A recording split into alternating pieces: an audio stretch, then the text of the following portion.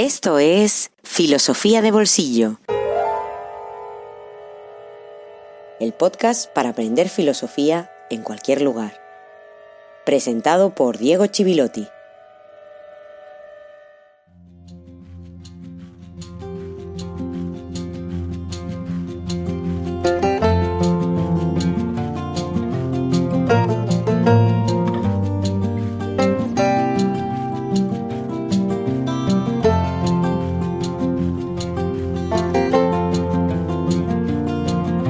Buenos días y feliz jueves filosófico número 52. En esta ocasión dedicado a Margarida, la mecenas de esta semana, a la que le quiero agradecer su apoyo en el Patreon de Filosofía de Bolsillo. Una noticia tengo que dar, que será noticia para todos aquellos que no están en Patreon. Lo expliqué hace algo más de una semana ya. Ellos necesitaban saberlo para modificar su suscripción. A partir de muy pronto, Filosofía de Bolsillo continuará siendo un podcast semanal, pero una semana continuará en el formato actual, mientras la siguiente semana será en un formato algo diferente. ¿Cómo será ese formato?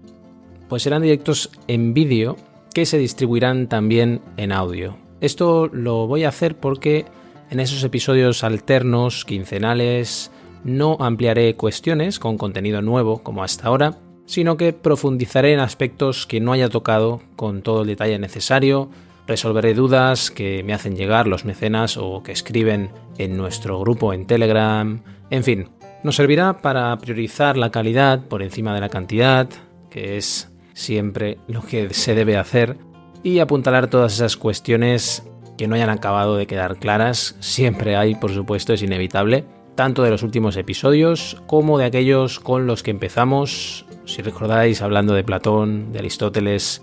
Esos directos serán en abierto para todos, pero solo los mecenas los podrán recuperar después íntegramente, tanto en vídeo como en audio, igual que sucede con los episodios actuales, entre otras ventajas como poder hacer preguntas, dialogar, etc. No me convertiré en un youtuber ni nada parecido, ni me iré a Andorra, pero Filosofía de Bolsillo pasará a tener ese doble formato cada 15 días. Se seguirá difundiendo por los canales habituales, por supuesto, aunque esos episodios quincenales serán un poco más largos y tendrán otro carácter más distendido, lógico al ser un directo, y con voluntad de que no sea yo solo quien hable, sino que los oyentes participen mucho más y aprendan mucho más, que es, ha sido y será siempre el objetivo de este proyecto.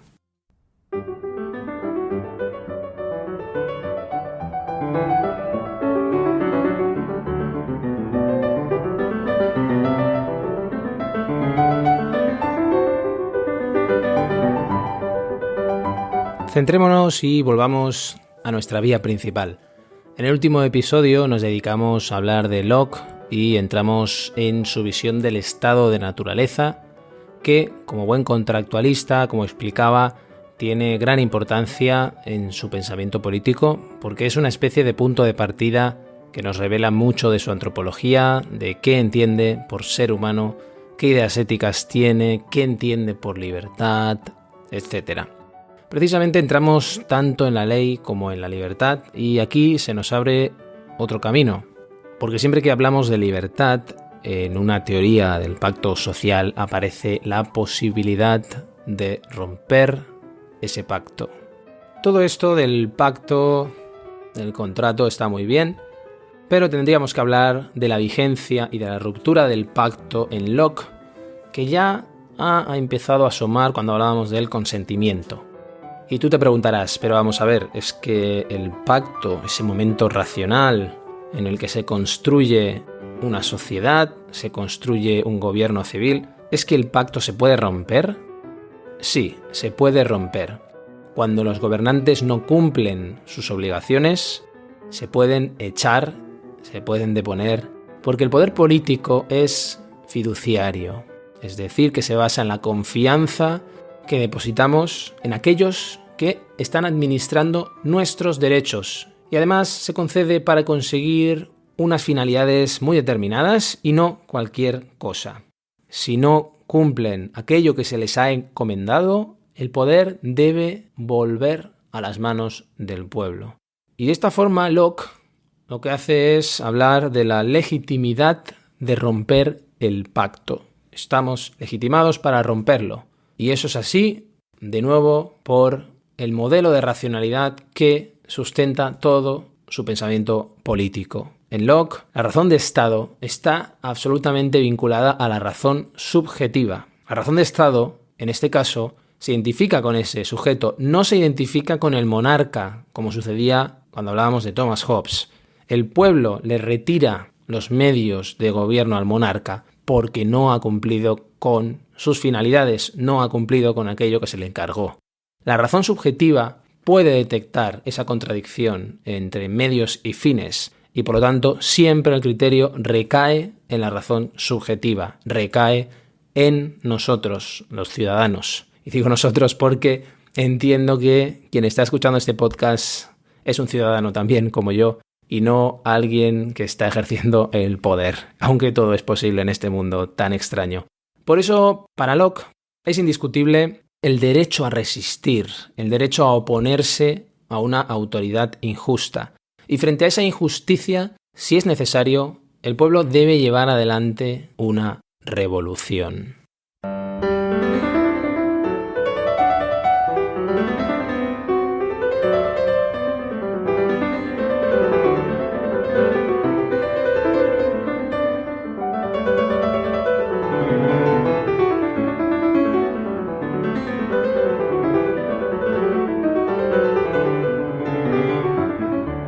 El segundo tratado sobre el gobierno civil es el gran texto de Locke para el tema que estamos tratando.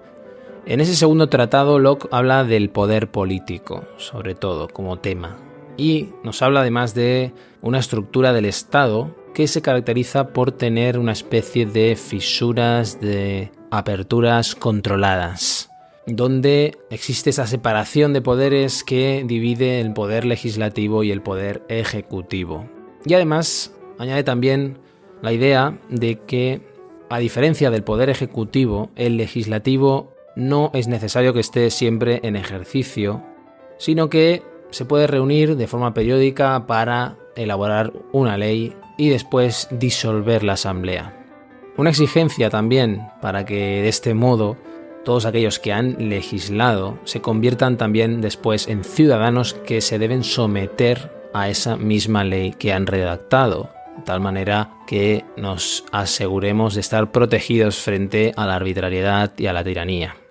La ley, para Locke, siempre debe estar por encima de las voluntades particulares y el gobierno civil debe tener los mecanismos para asegurarse de que sea así, a diferencia de cuando queremos cambiar esa ley, pero para cambiar las leyes se debe conseguir la voluntad de una mayoría, y es la mayoría, siempre son las mayorías en Locke las que avalan cualquier cambio legal. Y en esa medida también el poder supremo siempre es el poder legislativo. Eso es así porque mientras sea vigente la ley, el Estado se va a mantener, el Estado depende de esa vigencia, aunque pueda caer incluso el poder ejecutivo. El esqueleto es el legislativo. Nadie se puede oponer a la ley porque mientras hay ley, hay Estado.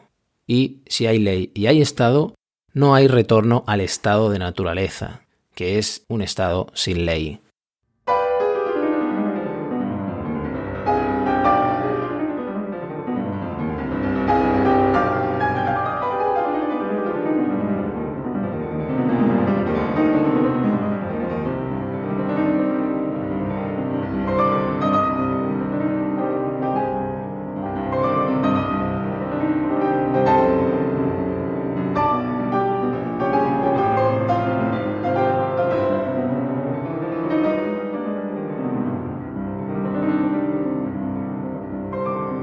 ¿Por qué tenemos que obedecer la ley? ¿Hay que obedecer siempre, en cualquier caso, la ley? Locke también intenta dar respuesta a esta pregunta. Si recuerdas todo aquello que decía cuando hablaba de Thomas Hobbes, debíamos obedecer la ley por miedo. En el caso de Locke no es así. Debemos obedecer la ley porque es útil hacerlo, porque nos interesa, incluso por interés propio. Las leyes lo que permiten es establecer posibilidades dentro de la estructura estatal. Porque en esa estructura estatal, Locke está pensando en la sociedad civil, donde cada uno persigue sus propias finalidades, cada uno tiene sus propios objetivos y debe intentar llevarlos a cabo sin dejar de respetar las finalidades propias que también se han propuesto otros individuos, otros sujetos, otros ciudadanos. Incluso también debe colaborar para que los demás también puedan realizar esas finalidades. Y en ese sentido también el primer derecho natural, de esos derechos naturales de los que hablaba en el episodio anterior, es la propiedad. Ya hice referencia a la importancia de la propiedad. Esa propiedad que cada uno tiene de su propia persona para disponer de ella en libertad. La primera propiedad es la de uno mismo, de su vida y de su cuerpo. Y el segundo derecho natural fundamental para Locke es la propiedad privada. Ahí ya entramos en un concepto un poco más sutil, un poco más matizado de lo que es la propiedad, que es ese derecho a heredar del padre. Esa es la idea, la estructura en la que está pensando Locke. Aunque el estado de naturaleza sea pacífico, hayamos dicho, a diferencia de Hobbes, no está excluyendo la posibilidad de conflicto. El conflicto no desaparece y por eso necesitamos abandonar el estado de naturaleza, donde existía esa paz frágil, en favor del estado civil. El estado civil es deseable en ese sentido. Incluso hasta el punto de que el estado de naturaleza lo entiende como una especie de enfermedad. Un estado en el cual existe la ley natural, pero no es suficiente. Necesitamos reforzar esa ley natural con la ley positiva. La ley natural es precaria. En esa enfermedad, que es el punto de partida del contrato social en Locke, ese estado de naturaleza, la cura de esa enfermedad es el tratamiento que es capaz de devolver la naturaleza a su propio curso. Es decir, canalizar la propia naturaleza, no crear algo de cero, no es simple convención, no es artificial, sino que simplemente lo que hace la ley positiva es canalizar la naturaleza. Por eso ese pacto social no sería una maquinaria artificial, como hablábamos del Leviatán cuando hablábamos de Hobbes. De alguna manera lo que está haciendo es aprovechar las propias características y la propia fuerza de la naturaleza. Y además, para Locke hay dos momentos en ese pacto.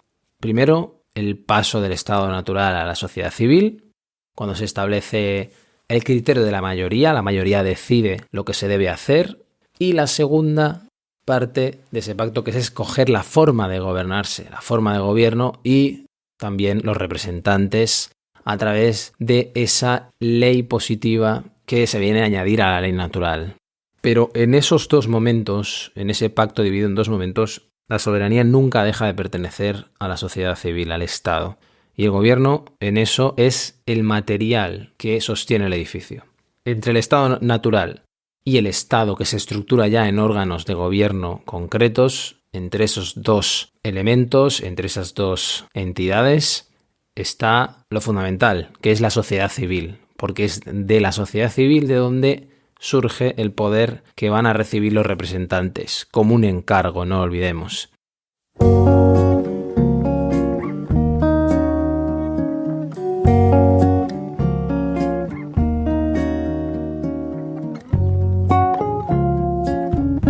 Un libro en el bolsillo.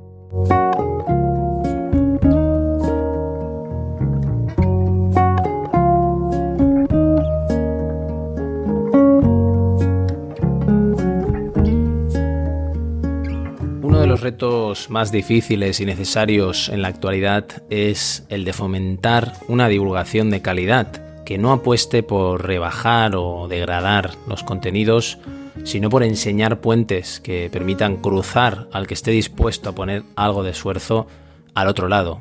Ese es el gran mérito de Lee Smolin en su trabajo y también en este libro de título provocador, La revolución inacabada de Einstein, más allá de la física cuántica, editado por Pasado y Presente. Lo he explicado en algún episodio, pero lo repetiré las veces que sea necesario. El conocimiento es indivisible por naturaleza y la filosofía está más allá o más acá de la división entre áreas de conocimiento. Especialmente en el caso de la física.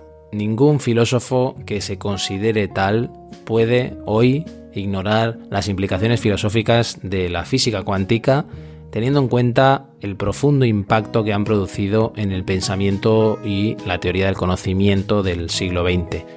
Nunca estaremos suficientemente agradecidos a autores como Smolin, físico formado en Harvard y que ha sido profesor en distintas universidades de prestigio, como la de Yale o la de Pensilvania, por lanzarse a pensar y explicar las implicaciones filosóficas de su trabajo, y además hacerlo de manera sencilla y atractiva, salvando el gran aparato de matemática avanzada que sostiene sus investigaciones y utilizando palabras e imágenes para expresar fenómenos del mundo cuántico. Creo que puedo decir con toda tranquilidad que nadie entiende la mecánica cuántica. Esta afirmación de Richard Feynman es una de las dos citas que uno se encuentra al abrir este libro, tan perturbadora como al mismo tiempo reconfortante. Tras ello, el prefacio comienza con una afirmación casi schopenhaueriana, donde el filósofo alemán decía en El mundo como voluntad y representación: mi mundo es mi representación. Smolin escribe que confundimos nuestras representaciones del mundo con el mundo en sí mismo. Un texto brillante y una profunda lección de teoría del conocimiento, donde el autor avanza a través de preguntas. ¿Qué es la materia? ¿Qué es un átomo? ¿Qué es un electrón? El problema, nos dice Smolin, es que la respuesta más desarrollada a esas preguntas es la física cuántica, que genera muchas más preguntas sin respuesta. Lo más apasionante y que este libro describe con brillantez es que la mecánica cuántica es una teoría incompleta que debe ser superada. El objetivo no es otro que dar con una descripción del mundo con sentido a escala atómica, y para ello Smolin quiere deshacer esa imagen de misterio que rodea al mundo cuántico, seguro has encontrado, partiendo de la misma postura metafísica que Einstein, porque, como él, Smolin considera que la mecánica cuántica debe ser superada, pero ampliando su aportación. El libro se divide en 3 grandes bloques: una ortodoxia de lo irreal, la segunda parte el renacimiento del realismo y la tercera parte más allá de lo cuántico. Los 3 primeros capítulos de la primera parte nos aportan las armas necesarias para poder comprender después, de forma resumida por supuesto, las distintas propuestas que han habido dentro de la teoría cuántica. A partir de ahí el recorrido es muy completo, entrando sobre todo en las cuestiones intelectuales y en las implicaciones, como decía, filosóficas, hasta llegar a la tercera parte, donde se exponen los principales intentos de unificar las teorías físicas, unificar la teoría cuántica con la gravedad y el espacio-tiempo, etc.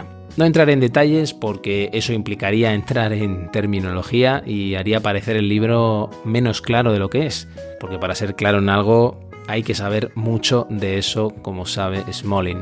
Esta edición además viene acompañada de un glosario final de conceptos muy útil para consultar por si en algún momento de la lectura nos encontramos con cosas como, por ejemplo, el colapso de la función de onda o la constante de Planck, y nos desmayamos en el intento de avanzar.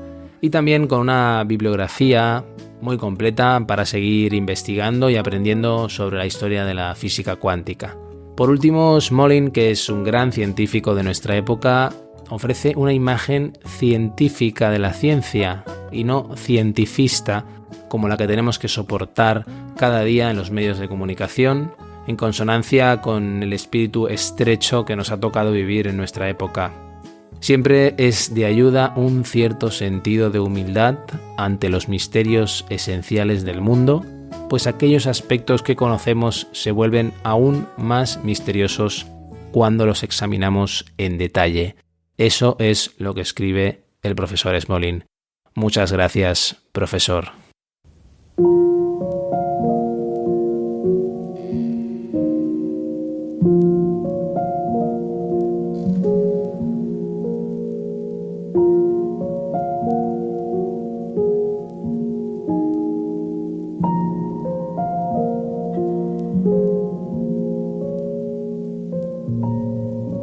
Tras la discusión centenaria sobre la mecánica cuántica, hay un desacuerdo esencial acerca de la naturaleza de la realidad. Un desacuerdo que, si se deja sin resolver, se intensifica hasta convertirse en una discusión sobre la naturaleza de la ciencia. En este cisma hay dos cuestiones básicas. En primer lugar, ¿existe el mundo natural independientemente de nuestras mentes? O, dicho con más precisión, ¿tiene la materia un conjunto de propiedades por sí misma, independientes de nuestras percepciones y de nuestro conocimiento? En segundo lugar, ¿podemos aprender y describir esas propiedades? ¿Podemos comprender lo suficiente de las leyes de la naturaleza como para explicar la historia del universo y predecir su futuro? Las respuestas que demos a estas dos cuestiones tienen implicaciones para problemas más generales sobre la naturaleza y los objetivos de la ciencia, así como para el papel de la ciencia en la sociedad humana.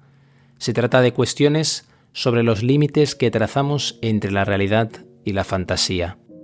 Las personas que responden sí a estas dos preguntas son lo que llamamos realistas. Einstein era un realista. Yo también lo soy. Los realistas creemos que hay un mundo real ahí fuera, cuyas propiedades no dependen en absoluto del conocimiento o de la percepción que tengamos de él. Es la naturaleza tal como sería, y en general tal como es, si nosotros no estuviésemos ahí. También creemos que podemos entender y describir el mundo con la precisión suficiente como para explicar cómo se comporta cualquier sistema de la naturaleza. Si eres un realista, crees que la ciencia es la búsqueda sistemática de esa explicación.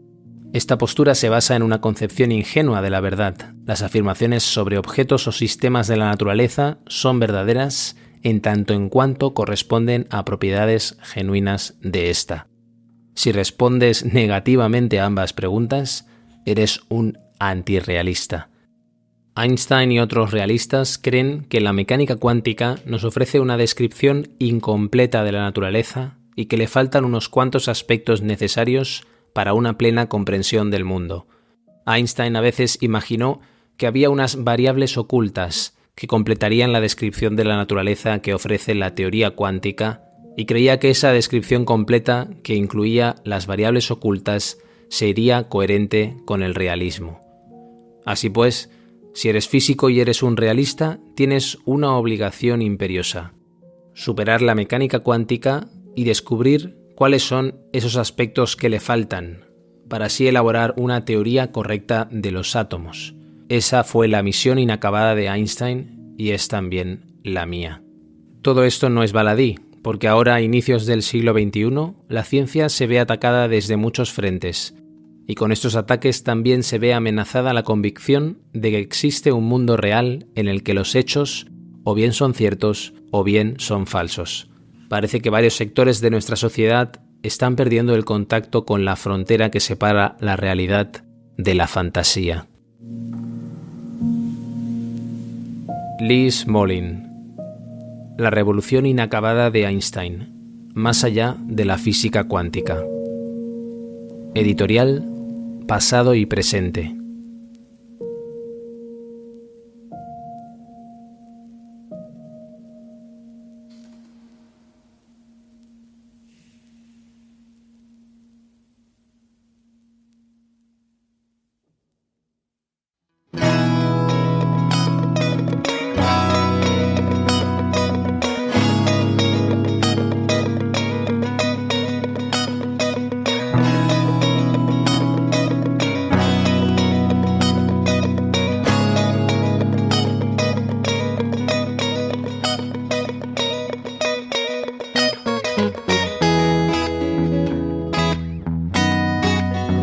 Filosofía de Bolsillo existe gracias a ti.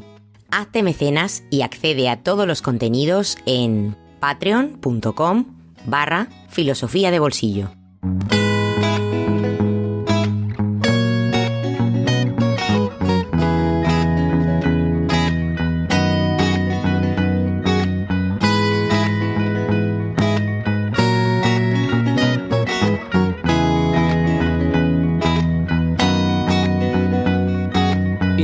Que añadirle a este episodio 52 más allá de recordar que está dedicado a Margarida. Muchas gracias, Margarida, por apoyar y hacer posible Filosofía de Bolsillo. Y más allá de recordar esto, también recordar que el próximo 8 de abril será cuando empiecen esos directos de Filosofía de Bolsillo y este proyecto procure dar un paso adelante, aunque ese paso no implique perder su esencia o perder su propósito y su horizonte. Nos encontraremos, como siempre, la próxima semana para despedirnos de John Locke y para seguir hablando de la libertad, pero también hablar de otras cuestiones como la propiedad y, por supuesto, las críticas que se han hecho a la filosofía política de Locke. Por supuesto, si nos da tiempo, enlazaremos esos últimos temas dedicados a Locke con las siguientes cuestiones y los siguientes autores contractualistas. Cambiaremos de escenario, cambiaremos de autores y de ideas, pero Filosofía de Bolsillo seguirá igual que siempre.